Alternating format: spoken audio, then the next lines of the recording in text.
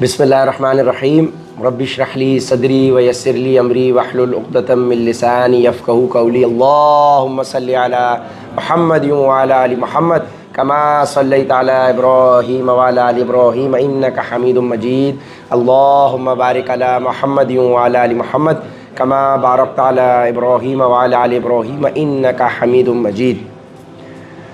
جمعہ مبارک آپ سب کو۔ دو احادیث بہت امپورٹنٹ۔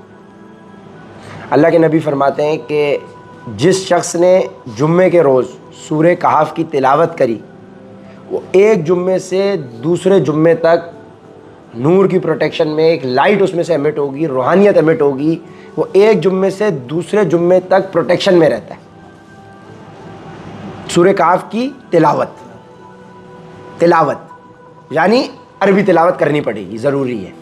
اور کیا ہی بات کہ آپ کو سورہ کہف کا پیچھے ترجمہ ایسنس بھی پتا ہو۔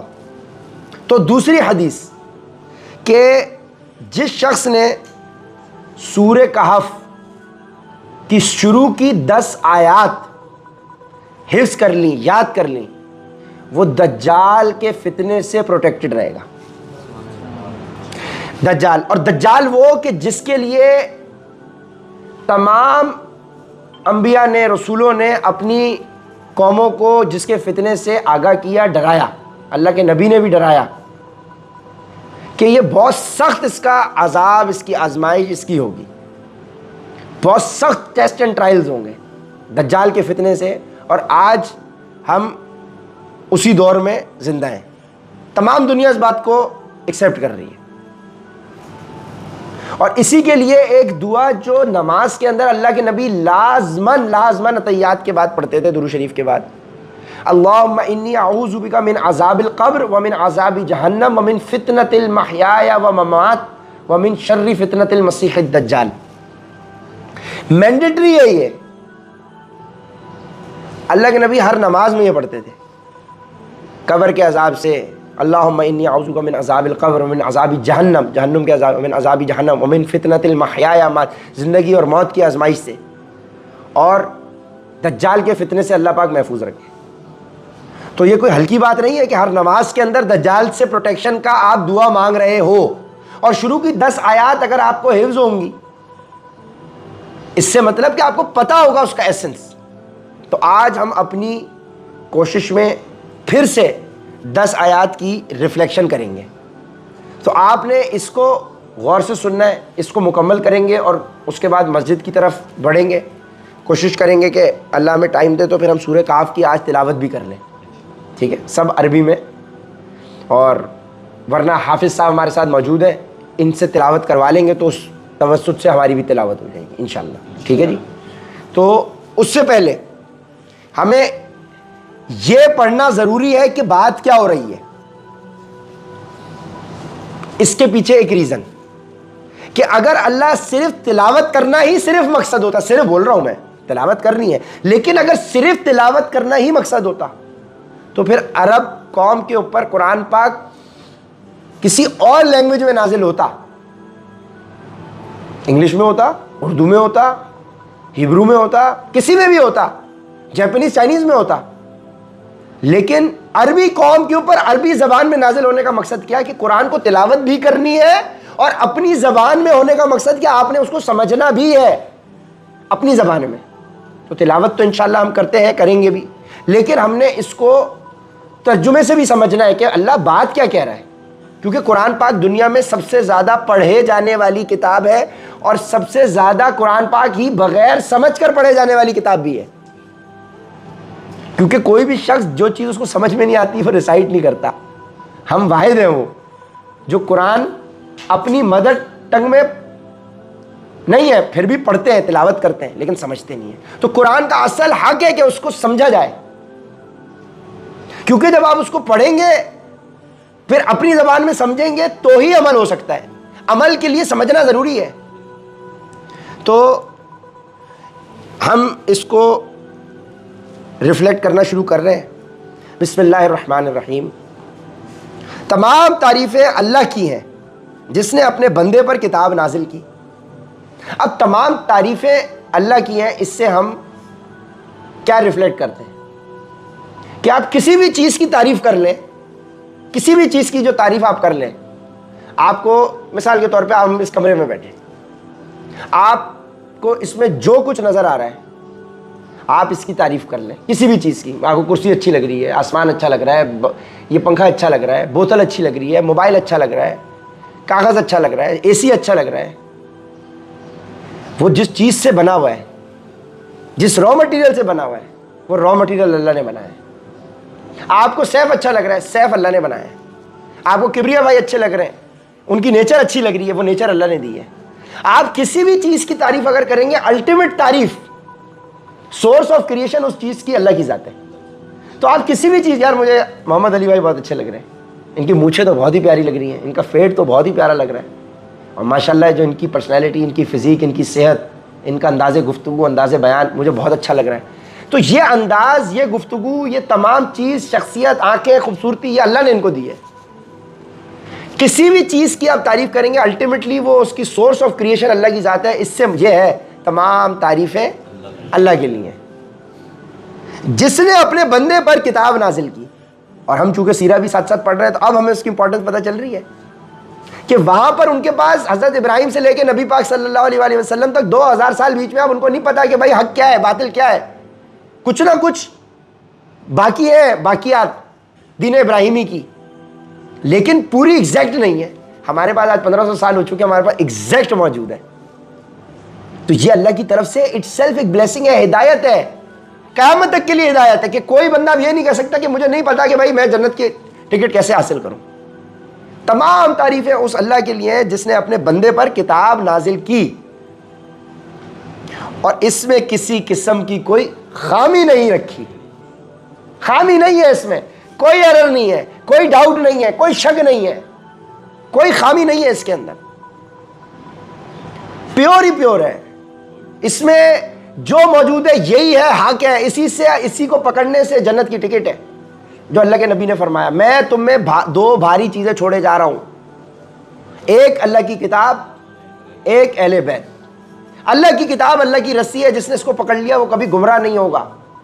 اور رسی وہ ہوتی ہے جو آپ پکڑو گے تو کہیں تو ٹنگی ہوئی ہے نا, دوسرا سرا رسی کا اللہ نے پکڑا ہوا ہے.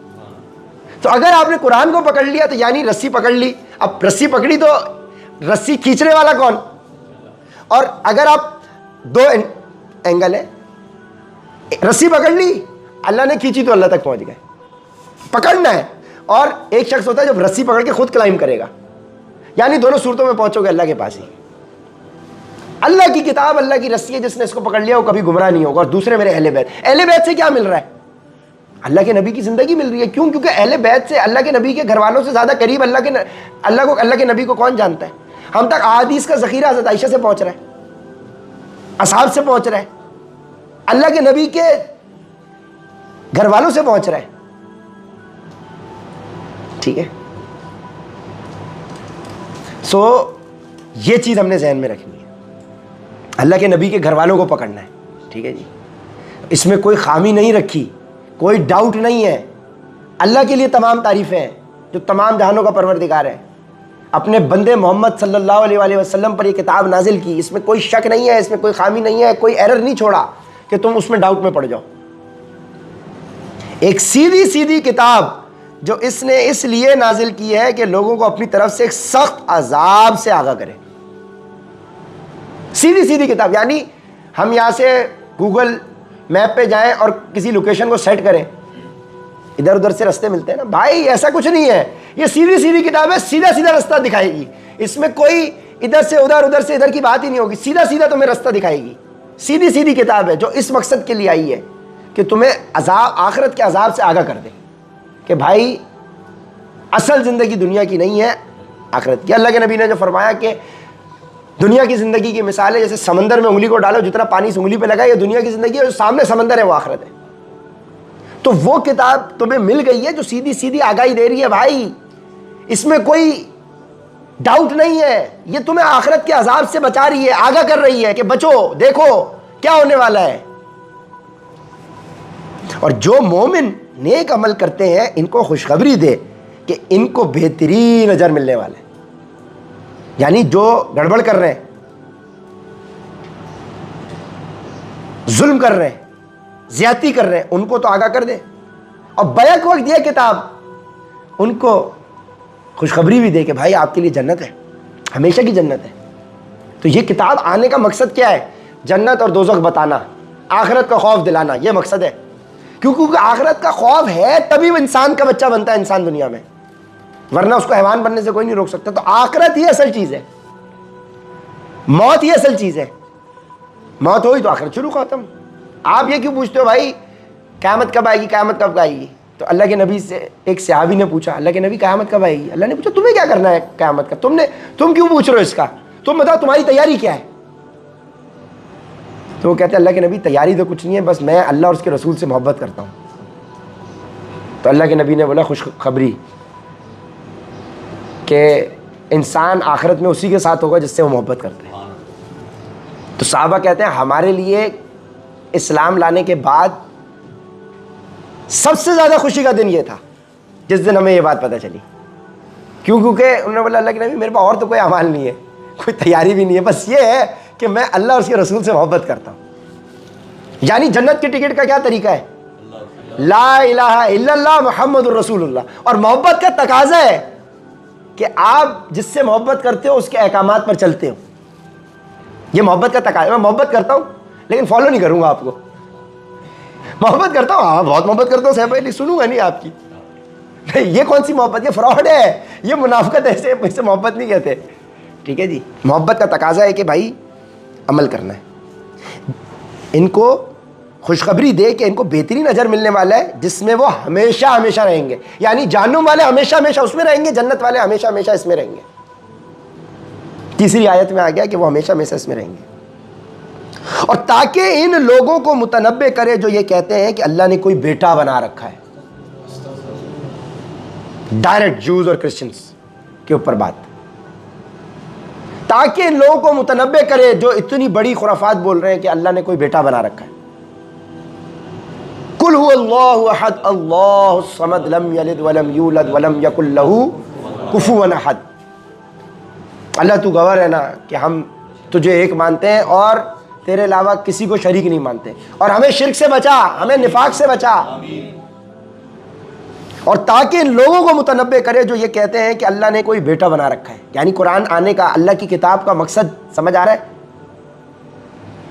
5ویں آیت, اس بات کا کوئی علمی ثبوت نہ خود ان کے پاس ہے, علمی ثبوت نہیں ہے ان کے پاس. اللہ نے بیٹا بنا لیا یہ کہہ رہے ہیں, کیا ثبوت ہے ان کے پاس؟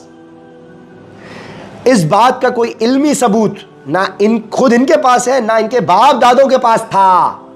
نہ باپ دادوں کے پاس ان کے پاس کوئی ثبوت تھا. بڑی سنگین بات ہے جو ان کے منہ سے نکل رہی ہے, بہت سنگین بات ہے جو ان کے منہ سے نکل رہی ہے, کیونکہ اللہ اس سے پاک ہے. سبحان اللہ, اللہ پاک ہے. جو کچھ وہ کہہ رہے ہیں وہ جھوٹ کے سوا کچھ نہیں. اور ان کے اس میسج کے ذریعے ہمیں بتایا جا رہا ہے بھائی اس چکر میں نہیں پڑ جانا جو ابھی ہم نے سیرہ کے لیکچر میں پڑھا کہ آپ دوسرے ملک گئے, آپ نے ان کی دنیاوی سکسیس دیکھی اور آپ نے بولا ارے یہ تو بڑے کامیاب ہیں, ان کے پاس تو بڑی فوج ہے, ان کے پاس تو بڑی ٹیکنالوجی ہے, ان کے پاس تو آئی فون پروڈکشن ہے, ان کے پاس تو نیوکلیر بم پروڈکشن ہے, ان کے پاس تو تیل کے ذخائر ہیں, یہ اللہ کے پسندیدہ ہوں گے. یہ لوگ کیسے, ان کا اللہ کون ہے؟ ان کو دیکھا آپ نے بھائی وہ بت پرستی کر رہے ہیں چرچ میں, آپ نے بولا بھائی یہی اصل حق ہوگا. تو اللہ یہ بتا رہا ہے یہ نہ کرنا. اللہ یہ بتا رہا ہے کہ تم دنیاوی سکسیس, آپ نے دیکھا انڈیا کی اکانومی, انڈیا کی اکانومی تو بالی ووڈ پہ انحصار کر رہی ہے, یعنی فلم انڈسٹری. انڈیا کی اکانومی, ٹیکنالوجی, آپ نے یہاں پہ پاکستان میں فلم انڈسٹری کے نام پہ فلم سٹی بنا دی. یہ مت کرنا. ان کی خرافات سے انسپائر مت ہونا, یہ ہے اس کا مطلب کہ ان کی خرافات سے انسپائر ہو کے ان کو فالو مت کرنے بیٹھنا. یہ بڑی سنگین بات ہے جو ان کے منہ سے نکل رہی ہے, بڑا سنگین غلطی ہے جو یہ کر رہے ہیں. وہ انسپریشن نہیں ہے, انسپریشن اللہ کے رسول ہے, کتاب ہے, قرآن اللہ کی انسپریشن ہے جو ہمارے لیے ہونا چاہیے. بڑی سنگین بات ہے جو ان کے منہ سے نکل رہی ہے. جو کچھ وہ کہہ رہے ہیں وہ جھوٹ کے سوا کچھ نہیں. 6 آیت, اب ہے پیغمبر اگر لوگ قرآن کی اس بات پر ایمان نہ لائیں, جو بات اوپر آ گئی 5 آیتوں میں کہ یہ اللہ کی کتاب ہے, آپ پر نازل کی جا رہی ہے, تنبیہ کرنے والی کتاب ہے, جنت دوزخ بتانے والی ہے, یہ ہمیشہ اسی میں رہیں گے, یہ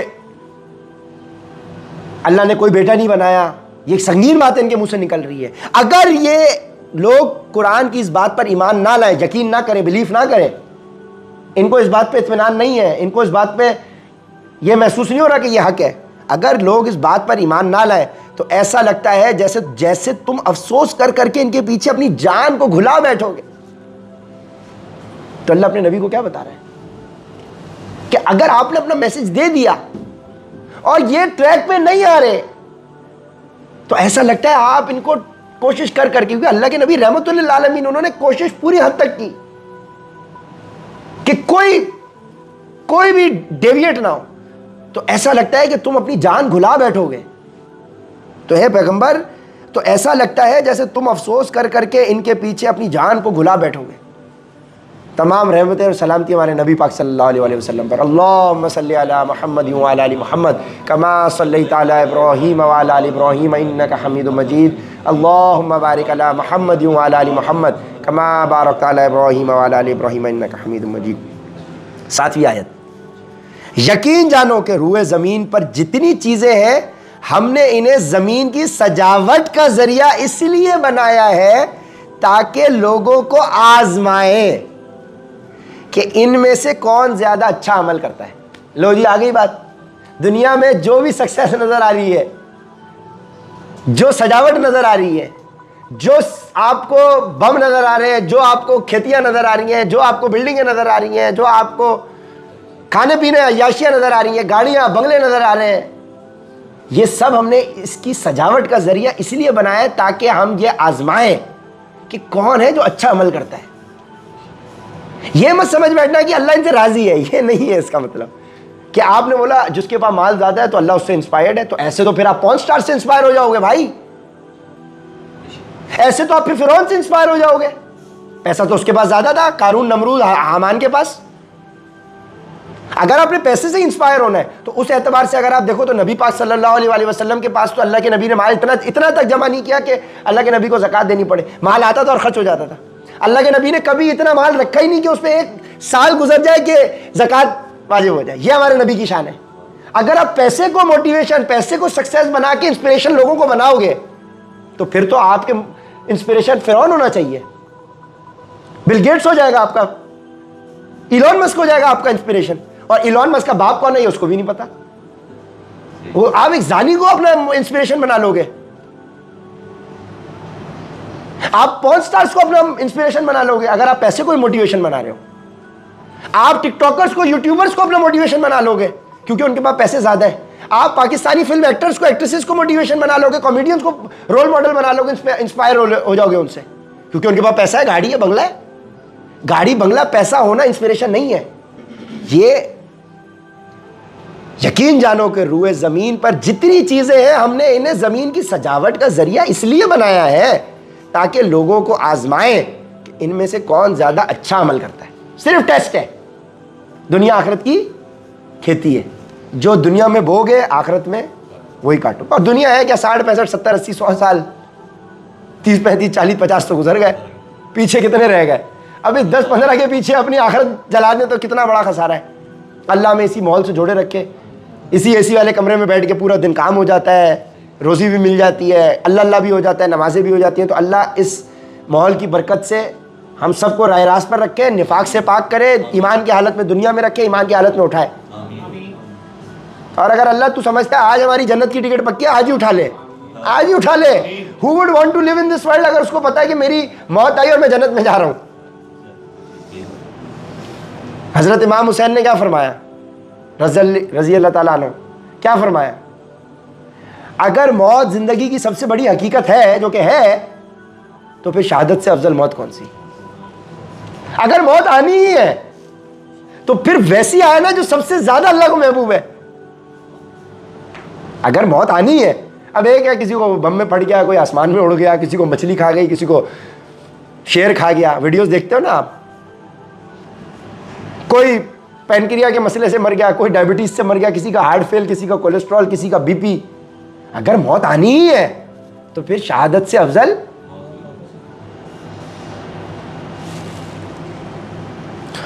آٹھویں نمبر کی، اور یہ بھی یقین رکھو کہ روئے زمین پر جو کچھ ہے ایک دن ہم اسے ایک سپاٹ میدان بنا دیں گے.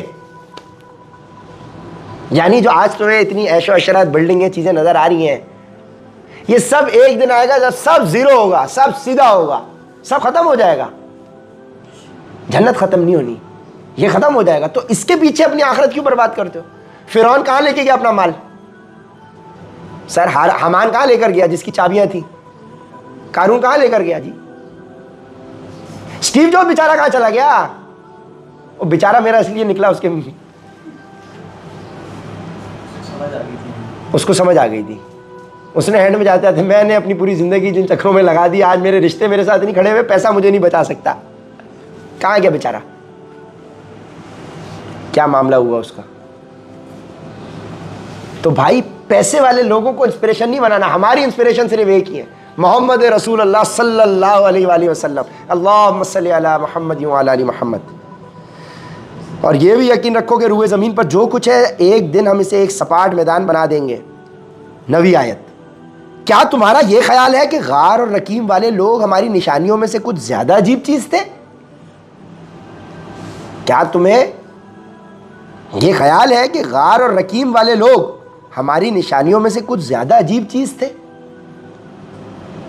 اب سورہ کہف کی 10 آیات تلاوت کرنی ہے دجال کے فتنے سے بچنے کے لیے, اور 9ویں آیت میں غار والوں کا ذکر آ رہا ہے. ابھی اس کی ریلیونس پکڑتے ہیں. یہ اس وقت کا ذکر ہے جب ان نوجوانوں نے, 10ویں آیت, 9ویں اور 10ویں میں آ رہا ہے, 10 پڑھنی ہے, 10 یاد رکھنی ہے, 10 کو حفظ کرنا ہے دجال کے فتنے سے بچنے کے لیے. 9ویں میں غار کا ذکر آ رہا ہے. یہ اس وقت کا ذکر ہے جب ان نوجوانوں نے غار میں پناہ لی تھی, غار میں پناہ لی تھی, اور اللہ تعالیٰ سے دعا کرتے ہوئے کہا تھا, اے ہمارے پروردگار, ہم پر خاص اپنے پاس سے رحمت نازل فرمائیے اور ہماری اس صورتحال میں ہمارے لیے بھلائی کا راستہ مہیا فرما دیجئے. غار والوں کا ذکر, دجال کے فتنے سے بچنا ہے, اور غار کا ذکر کیوں آ رہا ہے؟ اس کا مطلب دجال کا فتنہ اس انٹینسٹی کا ہوگا کہ آپ کو, غار کیا ہے؟ غار بیسیکلی کیا ہوتا ہے؟ جو شہر سے باہر ہوتا ہے, اونچا ہوتا ہے, آئسولیشن ہوتی ہے, چھپا ہوا ہوتا ہے, لوگ نہیں ہوتے وہاں, عام پبلک نہیں ہوتی. یعنی دجال کے فتنے کے اندر آپ کو یہ پڑھنی ہے. اس کا مطلب دجال کے فتنے کے دور کے اندر آپ اپنے آپ کو پبلک کے ساتھ ایسوسیٹ نہیں کریں گے. آپ کو اپنا ایک چھوٹا سے غار کے اندر محدود کرنا پڑے گا اپنے آپ کو. آپ کو پناہ لینی پڑے گی اللہ کی, کیونکہ باہر فتنہ ہوگا, باہر فراڈ ہوگا, دھوکہ ہوگا, فریب ہوگا, دجل ہوگا, منافقت ہوگی. آپ کے ایمان کو کھانے کے لیے فحش عورتیں ہوں گی, فحش فلمیں ہوں گی, فحش قسم کے دوست ہوں گے, یار ہوں گے, جو آپ کو اللہ کے تعلق سے ڈی ٹریک کریں گے, نماز نہ پڑھنے پہ موٹیویٹ کریں گے. تو آپ اپنے آپ کو آئسولیٹ کریں. کیا تمہیں یہ عجیب لگتا ہے کہ غار اور رقیم والے کچھ الگ لوگ تھے؟ وہ نوجوان, یہ اس وقت کا ذکر ہے جب ان نوجوانوں نے غار میں پناہ لی, یعنی وہ آئسولیشن میں چلے گئے. اور اس آئسولیشن میں کیا کر رہے ہیں؟ وہ اللہ تعالیٰ سے دعا کرتے ہوئے کہا, یعنی اللہ کا ذکر کر رہے ہیں غار میں. آئسولیشن میں جانے کے بعد فلمیں نہیں دیکھ رہے وہاں نیٹ فلکس, آئسولیشن میں جا کے حرام کام نہیں کر رہے, آئسولیشن میں جا رہے ہیں فتنے سے بچنے کے لیے, اور ادھر جا کر کیا کر رہے ہیں؟ اللہ کا ذکر کر رہے ہیں. اور اللہ سے مانگ کیا رہے ہیں؟ اب سنیں, اے ہمارے پروردگار, اے ہمارے پروردگار, ہم پر خاص اپنے پاس سے رحمت نازل فرمائیے. اپنے پاس سے خاص اپنے پاس سے رحمت نازل فرمائیے. خاص والی مطلب عام والی نہیں رحمت چاہیے, خاص والی چاہیے, کوالٹی والی رحمت چاہیے. اور ہماری صورتحال میں ہمارے لیے بھلائی کا راستہ مہیا فرمائے, ہماری صورتحال میں بھلائی کا راستہ دے. ربنا آتنا من لدنک رحمہ وہیئ لنا من امرنا رشدا. اے اللہ, ہمیں اس فتنے کے دور میں اپنے پاس سے خاص رحمت عطا فرمائیے اور بھلائی کا راستہ مہیا فرمائے. تو بھائی یہ پاک فٹ نہیں ہے, یہ ہمارا چھوٹا سا غار کا ماحول ہے. دیکھا نہیں آپ نے, ہم نے آئسولیشن میں ایک اپنا آفس بنایا ہوا ہے, بھیڑ بھاڑ سے دور, اے سی چلا کے سکون سے ہم بیٹھے رہتے ہیں. اللہ سے یہی تو مانگ, اور کرتے کیا ہیں ہم ادھر؟ ہماری انسپریشن اس فتنے کے دور میں شروع کی 10 آیات ہیں. پاک فٹ کی انسپریشن یہ 10 آیات ہیں. یہ 10 آیات لازمی ہے پڑھنا فتنے کے دور میں، دجال کے دور میں. اور دجال کے دور کے اندر کون آئے گا؟ امام مہدی. امام مہدی تو آپ نے ہمارے آفس میں لکھا دیکھا نا، فورس ایم. وہ کیا ہے؟ وہ ہم اس غار میں اپنے آپ کو اس کریکٹر پہ تیار کر رہے ہیں کہ کل کو امام مہدی کا ظہور ہو، آج ہو ہماری زندگی میں ہو نہ ہو. یہ پلیٹ فارم، یہ مقصد ہے اس کا، یہ مقصد ہے کہ ہم اس کریکٹر پہ کام کریں اس غار میں بیٹھ کے کہ کل کو امام مہدی کا ظہور ہو اور ہم اپنی سی وی ڈالیں تو وہ بولے بچہ تو آ میری ٹیم میں، چل تیری صحت بھی ہے، تیرا کریکٹر بھی ہے، باقی ہم ٹھیک کر دیں گے کریکٹر، لیکن کچھ نہ کچھ ہے کہ چلو کوالیفائی ہو جائے ہمارا کرائٹیریا. کیونکہ اللہ کے نبی نے فرمایا اگر ان کو ظہور ہو وہ میرے خاندان میں سے ہوں گے، میری اولاد میں سے ہوں گے، آل رسول میں سے ہوں گے، اور جو ان کے پیچھے جائے گا ان کے ساتھ ہوگا وہ جنتی ہوگا. جو جیتے گا وہ بہترین غازی اور جو شہید وہ بہترین افضل الشہداء، سیدھا جنت کی ٹکٹ. تو اللہ کے ذکر سے آپ فتنے کے دور میں اپنے آپ کو، آپ نے اللہ کے ذکر سے اپنے آپ کو مشغول کرنا ہے. دنیا فتنہ ہے بھائی. اور اللہ نے 35 نمبر آیت میں کیا فرمایا سورہ بقرہ کی، آدم سے، جنت میں جہاں سے چاہے کھاؤ پیو، جو کرنا ہے کرو، بس اس پیڑ کے قریب بھی مت جانا ورنہ تم ظالموں میں سے شمار ہو جاؤ گے. یعنی وہ پیڑ کیا تھا؟ اللہ کا حکم تھا کہ جو کرنا ہے کرو، بس یہ کام نہیں کرنا. اور یہ کام یہ نہیں بولا کہ پیڑ کے قریب چلے جانا، دیکھ لینا، ٹچ کر لینا، پھل نہیں کھانا، نہ، یہ کچھ نہیں ہے. پیڑ کے قریب بھی مت جانا. یعنی اگر وہ ڈی ایچ اے میں ہے تو ڈی ایچ اے کے قریب بھی مت جانا. اگر شار فیصل میں وہ پیڑ ہے اور تم گلشن میں ہو تو بھائی قریب بھی مت جانا. یہ نہیں کہ میں دیکھتا ہوا گزر جاؤں گا. کیوں؟ کیونکہ قریب جب جاؤ گے تو اس میں اتنی کشش ہوگی وہ کھینچ لے گا تمہیں. اور پیڑ جو چاہے کرو جنت میں، جہاں سے چاہو کھاؤ پیو، مگر اس پیڑ کے قریب مت جانا ورنہ تم ظالموں میں سے شمار ہو جاؤ گے، ظالم ہو جاؤ گے. یعنی پیڑ کو قریب جانا ظلم کرنا ہے، پیڑ کے قریب جانا اللہ کی نافرمانی کرنا ہے. یعنی اللہ کی نافرمانی کرنے والا ظالم ہے. اور اللہ قرآن میں کہہ رہا ہے میں ظالم پر ظالم مسلط کر دیتا ہوں. تو آج اگر ہم پر ایز اے قوم ظالم مسلط ہے، اس کی ریزن یہ ہے کہ ہم خود ظالم ہیں. ہم نے اس فتنے کے دور میں اپنے آپ کو اللہ کی نبی کی تعلیمات سے، قرآن سے، اہل بیت سے دور رکھا، سورہ کہف سے دور رکھا، اہل بیت کو سے دور رکھا، اہل بیت کی محبت سے دور رکھا، اللہ کے نبی کی سیرت سے اپنے آپ کو دور رکھا. تو اللہ کیا کہہ رہا ہے؟ ہم اللہ کی نافرمانی کر رہے ہیں نا. تو اس ظلم کی وجہ سے، اس نافرمانی کی وجہ سے ظالم پر ظالم اللہ نے مسلط کر دیا. تو ظالم حکمران اگر ہم کہتے ہیں ہمارے پر مسلط ہے تو اس کا اشارہ اس بات کا ہے کہ ہم خود ظالم ہیں. دوسرے پہ انگلی بعد میں اٹھاؤ، پہلے 4 انگلی اپنی طرف دیکھو، ہم ظالم ہیں.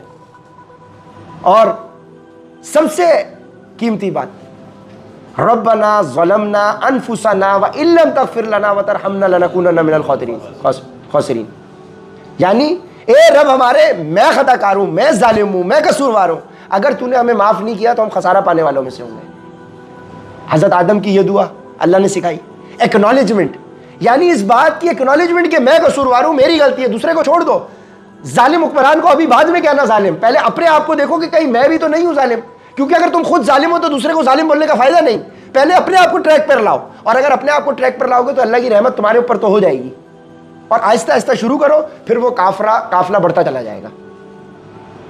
کیا ہم ظلم نہیں کر رہے؟